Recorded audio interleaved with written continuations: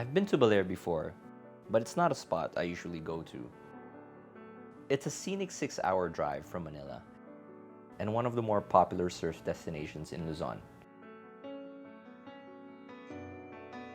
It's such an experience to just drive by the Pacific and take everything in. We didn't get much surf on this trip, but we cooked a lot, and that made up for it.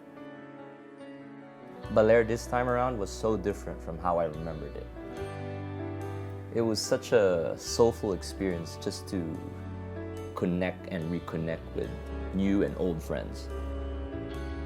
It was just so great to just collaborate, be creative, and cook. I've been biking since I was a kid. My dad bought me a BMX bike with an engine attached to it because he felt that a real motorbike would be too dangerous. I was always fascinated by people on motorbikes. Riding always gave me a sense of freedom and adventure. When I started, it was just intoxicating.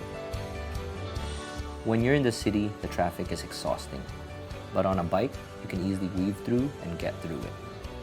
It's an adrenaline rush and a fun way to get around. At the beach, it's an entirely different experience.